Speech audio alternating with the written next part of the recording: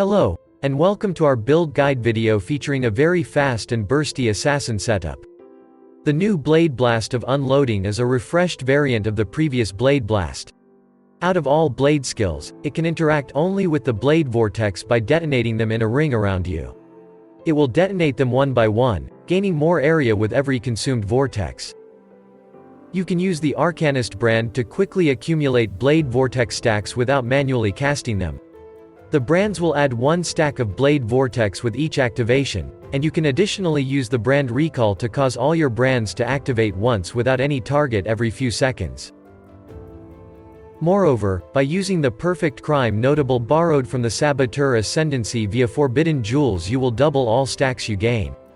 With this setup, gaining max stacks against a single target takes only a few seconds, and it's almost permanent if there are more enemies. Currently, it is hard to find a reason to not use a power stacking setup, especially on the Assassin Ascendancy. It scales all important aspects of the build and can be assembled very cheaply, leaving a lot of space to bolster your defenses. It is best to convert all your physical damage into cold damage, which allows you to scale it via curses, elemental penetration, and hatred aura. A high cast speed is also very important to make your blade vortex generation faster. You will have a decent amount of maximum life, high spell suppression, recover and recoup most damage from hits, permanent life leech, and evade some of the attacks. You will also freeze or heavily slow down most enemies. The clear speed is very good and satisfying. You will need to get a rhythm of using the Arcanist brand and Blade Blast. The damage is exceptionally high. It is dependent on your ability to quickly generate blade vortex stacks. The baseline setup for power stacking is very cheap. You can spend a fortune on rare items with additional power charges, but it is better to focus on defenses.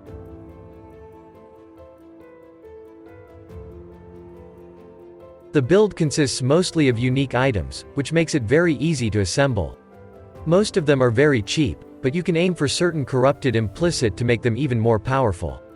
The Atula's Hunger might be the most bothersome to get, as you will need to get proper socket colors for your gem setup. Void Battery grants you additional power charge, decent cast speed, critical strike chance for your spells, and improves your spell damage for each power charge you have. You can corrupt it to get more area of effect instead of the minor spell damage bonus. Malachai's Loop improves your spell damage and grants 2 additional power charges. The downside of this item is being nullified by your belt. Try to get a corrupted implicit that converts part of the incoming physical damage to be taken as elemental, or reduces the damage you take from critical hits. With those boots you will always have maximum benefits of all your charges. They also offer solid movement speed and resistance bonuses. They can be corrupted to grant you additional spell suppression, endurance charge, or more movement speed. The Badge of the Brotherhood applies all your maximum power charge bonuses to the frenzy charges as well, which grants you a ton of cast speed and damage. It also lowers the cooldown on your Frostblink skill. Useful corruptions are very expensive. We would recommend it only if you have nothing else to spend your currency on. The Graven's Secret increases your maximum power charge limit but disables their generation. You will instead gain absorption charges, which in this case is beneficial since it removes the shock from your shield. Thanks to your boots you will have all the benefits of the power charges anyway. Rimsaro gloves provide an easy way to gain full cold damage conversion. Other modifiers are not that impressive. Try to get a corruption that boosts the base critical strike chance of your spells or automatically applies a curse when you hit an enemy. This armor can nearly double your maximum life, but you can't have any life modifiers on your other pieces. You will need a corrupted version that has 6 white sockets, or color it with the tainted chromatics as they ignore attribute requirements. It is best to find one that boosts the levels of socketed gems by 2 or reduces the damage you take from critical hits by half. Militant Faith can grant you the Inner Conviction Keystone, which grants you more damage for each power charge you have, but disables frenzy charge generation. Again, your boots bypass this downside, making it a very powerful keystone for this build. You should socket it near the instability notable and allocate the Hex Master Keystone. There are a lot of powerful modifiers you could use with this jewel. The most potent ones are tied to the Hatred aura. The Purity of Elements also offers very useful defensive modifiers, such as extra chaos resistances or physical damage mitigation. You will need this set of jewels to get the perfect crime notable from the Saboteur's Ascendancy. It will double your Blade Vortex stacks gained from the Arcanist brand, and the less damage penalty doesn't apply to the Blade Blast. The build can be played without them, but it is not as fast or enjoyable. With this combination of jewels you can purposefully become susceptible to stuns and instantly regain most of the life taken from such hits. It also makes those stuns barely noticeable. Thanks to the Petrified Blood you will be effectively immune to non-lethal hits.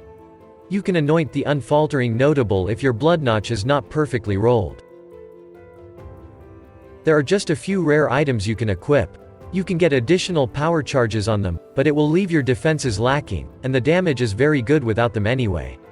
Remember that you should avoid life modifiers, which include life regeneration or life recoup. You will also need a bit of attributes for your gem requirements. Rare Helmet should grant you spell suppression, elemental resistance, attributes, and physical damage mitigation. You will need plenty of energy shield to be able to cast your spells, and any amount of chaos resistance on top of that will also be helpful. With your rare rings, you should fix your remaining elemental resistances or attribute requirements. It should also grant you some cast speed and chaos resistance. Optionally, you can improve your energy shield or reduce mana costs if you have trouble casting your Divine Blessing. You could get an additional power charge here, and copy it using the Ring of Calandra, but it requires an extreme budget. You can get the cold damage conversion via the Veiled modifier and Eldritch implicit on rare gloves. To get the remaining conversion use the Cold Mastery on your passive tree. It will be very expensive, but can potentially give a bit more damage or spell suppression at the very high end. The Cluster Jewel can be used to obtain the Life Leech from the elemental damage via the Doriani Lesson Notable. Other notables are more flexible. If you have Life Leech from another source you could use a physical damage cluster which is usually cheaper. The Taste of Hate Flask is worth using just for the powerful defensive modifiers it grants against physical and cold damage. But in this build it also boosts your damage dealt. You can improve its quality via Hillock to get better uptime. For your remaining magic flasks we recommend using Quartz Flask with mana cost of skills reduction, Jade Flask with evasion rating bonus, Life Flask with bleeding removal, and a Quicksilver Flask with cast speed bonus.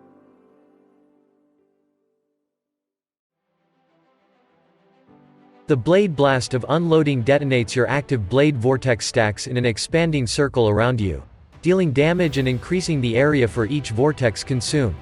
In this setup we convert it to deal only cold damage. Having all 10 Blade Vortex stacks doesn't affect your DPS, so you can use it at any time you want. However, you will need to stand pretty close to your enemies to hit with all rings. You can use the Concentrated Effect or Empower supports against particularly hard encounters, but it is rarely required. A Vortex of Blades, you can have up to 10 of them active. It doesn't deal much damage in this setup, it is used to fuel your Blade Blast. The Arcanist brand is essential to quickly accumulate Blade Vortex stacks. With this setup, it is fairly easy to maintain them all due to high cast speed and duration. The Petrified Blood delays part of the incoming damage, keeps you at a low life status without penalty, and allows you to freely reserve half of your maximum life. Purity of Elements grants a lot of elemental resistances and makes you immune to all elemental ailments. You can replace it with the Grace Aura if you have enough resistances. The Summon Skitterbots Aura creates 2 helpful immortal minions that apply shock and chill to nearby enemies. The Bone Chill support causes the chilling aura of your Skitterbots to also increase the damage taken by affected enemies. You could also use the Unbound Ailment support, but it requires higher mana reservation efficiency investments. The Herald of Purity significantly improves your physical damage. You can also use Herald of Ash or Herald of Ice for their on-kill effects, and slightly lower damage bonuses. Precision improves your critical strike chance. You can keep it on a low level, it is not very impactful, but enables certain useful Watcher's Eye modifiers. You can also use the Vitality Aura instead. The Arrogant support causes linked auras to reserve life instead of mana, and greatly improve their effectiveness. You can reserve up to 50% of your maximum life due to the petrified blood effect. Hatred is a very powerful aura. It adds a portion of your physical damage as extra cold damage, and additionally boosts all cold damage you deal. Thanks to the Divine Blessing, you can use this aura as a temporary buff. If you don't have enough energy shield to pay its cost, try to lower the gem level of Divine Blessing support, or link it with the inspiration support. Brand Recall summons all brands to you, and forces them to activate once. Use it to move your brands around the map and instantly generate maximum amounts of blades. Frost Blink is an instant blink spell that allows you to cover a small distance. You can use it during the Blade Blast expansion, which will travel with you. The Steel Skin is your main guard skill that reduces the incoming damage and disables bleed effects on you during its effect. Your main curse spell is the Frostbite. It lowers the cold resistance of affected enemies. You can also use the Assassin's Mark if your crit chance is still low.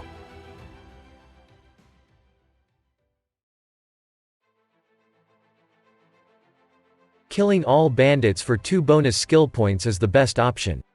You can help Alira to ease the gearing process a bit, and refund it once you gather more currency. Damage over time is the biggest weakness of this build, which is why we recommend using the Soul of Era Kali as your major Pantheon power. Do not use the Soul of Brine King, as it ruins the Blood Notch recovery. The minor Pantheon power is less impactful, but the Soul of Shikari seems like the best choice for general content. The Blade Blast is too clunky during the early progression. You should use the regular Blade Vortex during the leveling. It has very good damage on its own. Fortunately, the Shadow has a very good starting area for spellcasters. There are many useful notables on the passive tree that you can pick to make your progression faster. Since most of your scaling comes from power charges, you should slightly adjust the passive tree during the leveling for a better experience. You can find our suggestions in the written guide. You can transition to the Blade Blast after you acquire the Perfect Crime notable via Forbidden Jewels. The final passive tree is very simple. It aims to pick all maximum power charge notables available. You will also pick plenty of maximum life, spell suppression, and aura modifiers. You will need the brand equity notable to summon more brands and lower the cooldown of the recall. If you are playing in the Affliction League, you can further supplement your character with 3 charms with no opportunity cost. You can use them to get more spell suppression, critical strike multiplier, or improve your speed with the adrenaline or onslaught buffs. They are definitely very useful to have, but not build enabling by any means. While buying the Militant Faith, make sure to get the correct keystone modifier, and not overwrite the useful notables with devotion bonuses. We hope you find this guide enjoyable and informative. If you have questions or requests, please leave them in the video comments. We encourage you to subscribe to our channel if you want to see more build guides in the future. Have a good day, and see you next time.